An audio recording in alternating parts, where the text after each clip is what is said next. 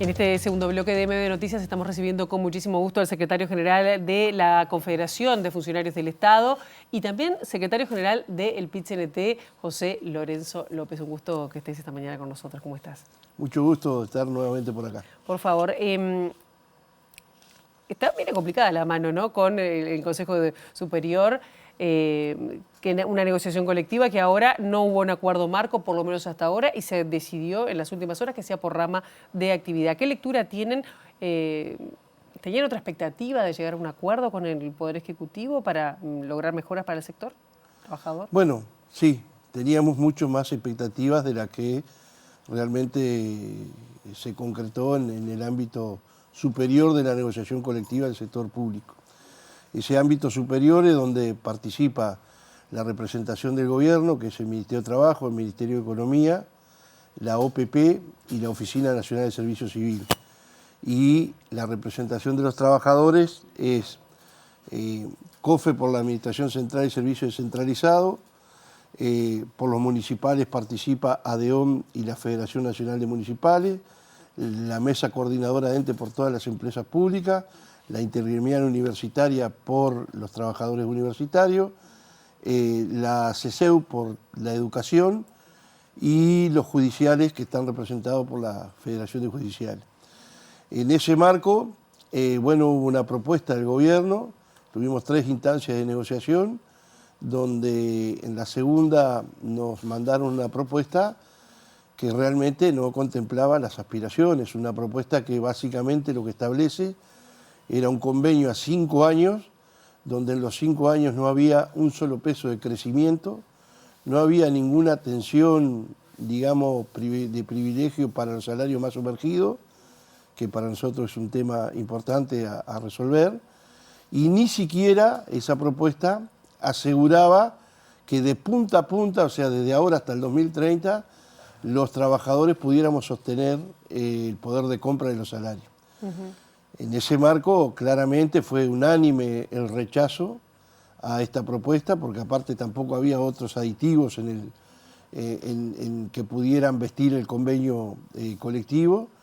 Y bueno, no solo hubo un rechazo generalizado, sino que en el sector público, y en todas estas ramas que yo recién expresé, definieron que el paro que iba a ser parcial del día 12 se transformara en un paro general de 24 horas, que realmente va a, digamos, en el sector público va a ser muy contundente a nivel de todo el territorio nacional.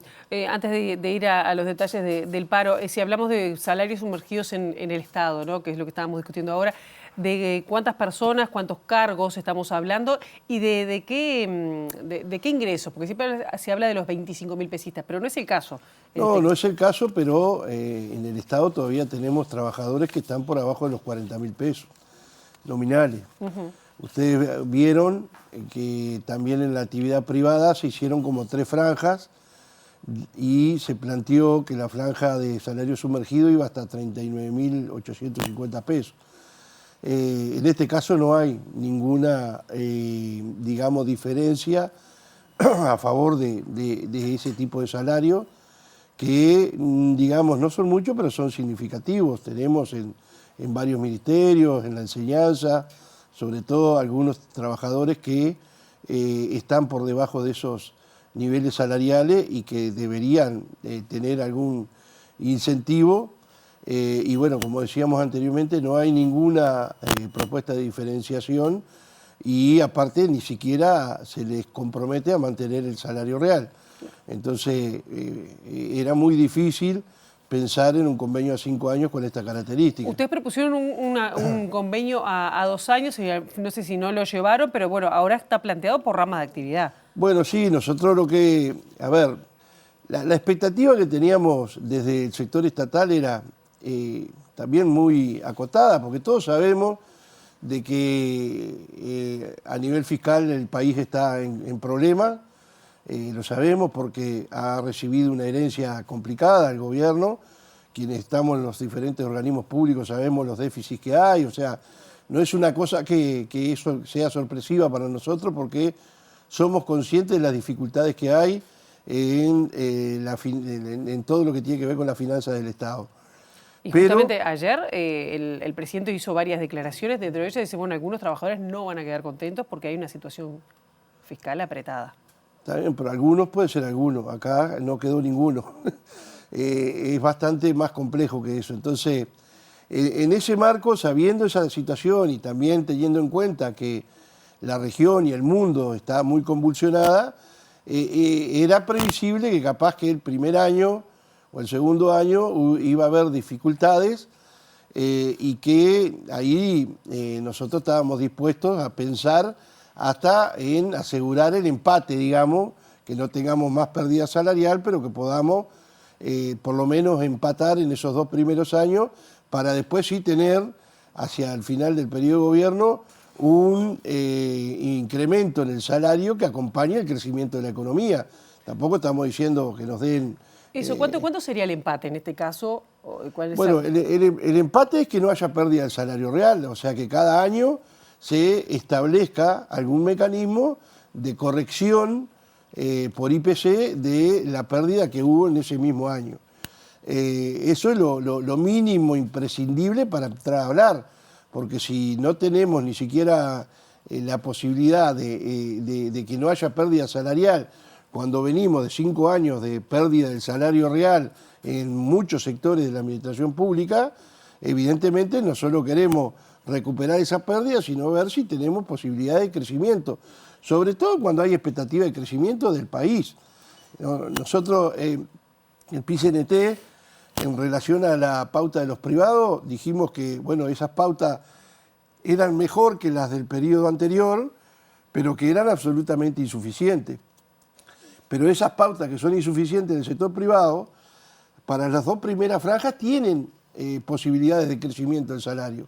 Bueno, esto que se le planteaba al sector público, en los 5 años no tiene un solo peso de crecimiento. Claro.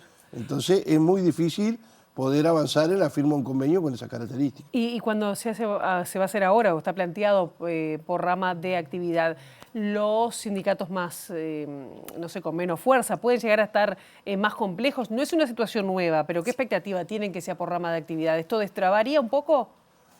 Bueno, tiene esa dificultad, ¿no?, de que puede haber algún sindicato, digamos, con menos peso o con alguna situación disímil a los que tienen más estructura, que pueda de alguna manera quedar un poco radiado. Esperemos que no sea así, por eso era importante la posibilidad de firmar en la rama, pero lo que se pueda firmar en las ramas yo creo que pueden traccionar a favor de que el piso sea un poco más alto de lo que estaba establecido en el convenio que nos ofrecía el Poder Ejecutivo. Entonces, en ese sentido, de todas maneras, el Departamento de Estatales y Municipales del PIT-CNT va a estar monitoreando esta situación y quedó pendiente de que después que se reúnan las mesas de rama, volver nuevamente al Consejo Superior a ver si podemos unificar un poco los criterios para que nadie quede muy rezagado. ¿Quiénes pueden, digo, pensando recién que le preguntaba sobre los sindicatos más pequeños, quiénes están en los sindicatos que estarían más complejos de poder lograr mejores avances y que tengan menos fuerza, ¿no? Pero es difícil, porque también hay que ver que en la mayoría de las ramas, en todos los sectores, o sea, por ejemplo, COFE sí negocia por una cantidad de sindicatos que tienen muchas inequidades, ¿no? Porque en la propia administración pública nosotros tenemos a veces unidades ejecutoras de un mismo ministerio que tienen diferencias salariales muy amplias. Entonces, nosotros lo que tenemos que intentar es ver cómo podemos ir nivelando eso hacia arriba. En la enseñanza, una cosa son los docentes y otra cosa son los no docentes, pero los dirigentes de los sindicatos de la enseñanza van a negociar por todo el paquete a nivel general. Entonces, ahí intentaremos ver si en las ramas podemos de alguna manera tratar de evitar que nadie quede muy rezagado y ver cómo después se puede eso ir nivelando con los futuros ajustes también. Claro, tenemos que ir cerrando, pero además de plata, ¿qué otras expectativas tienen de lograr en estos acuerdos por rama? ¿Qué otra cosa se puede llegar a lograr si lo tienen pensado? Sí. Bueno, un tema central que nosotros planteamos como en nuestra plataforma es el ingreso de personal. Y la verdad que nos preocupa allí porque si bien vimos con muy buenos ojos algunas declaraciones del director de la Oficina de Servicio Civil, que estableció y que después se ratificó eso en el Consejo Superior, que el decreto 310 que regula el ingreso a la función pública, aquello que se había planteado de cada 3 iban a ingresar 1, que en realidad no sucedió ni siquiera eso, se va a derogar. El problema que eso, evidentemente, si se deroga, todos suponemos que es para que se pueda de alguna manera corregir la falta de personal que hay en varios organismos públicos. El problema es que después vimos lineamientos generales que el equipo económico le mandó a los ministerios y vemos que hay unas restricciones que son brutales. Por ejemplo, que para la masa salarial en cada uno de los organismos se tiene que tomar el crédito ejecutado del 2024. Entonces, por más que vos derogué el decreto 310 y puedas ingresar personal, si no tenés el crédito para poder ingresarlo, es más o menos el mismo perro con diferente collar. Entonces allí vimos algunas dificultades que nos preocuparon mucho. También planteamos el tema de la destercerización de los servicios estatales y municipales para que lo puedan prestar realmente los trabajadores estatales. Eso conceptualmente nos dijeron que estaban de acuerdo, pero que era un tema a largo plazo y nosotros sabemos que es así, que no se puede resolver de un día para otro.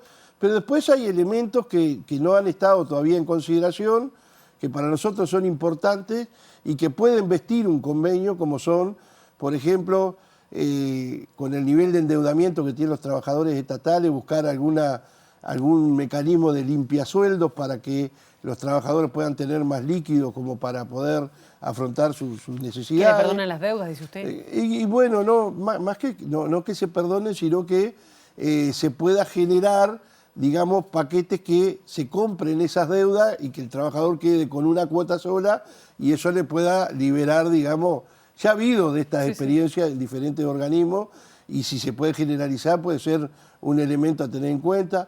Planteamos también la posibilidad de planes de viviendas para trabajadores estatales y municipales que tienen capacidad de pago porque pagan sus alquileres religiosamente, es más, se les descuenta del propio sueldo muchas veces, pero que pasan 20, 30, 40 años alquilando y nunca tienen su vivienda propia y si se pudiera establecer el problema que tiene el trabajador estatal o municipal es que no tiene capacidad de ahorro para poder pagar eso que se le pide cuando va a comprar una vivienda. ¿Eso le parece factible que ya se esté sobre la discusión? Y bueno, son elementos que nosotros queremos colocar y que capaz que por lo menos se empieza a trabajar.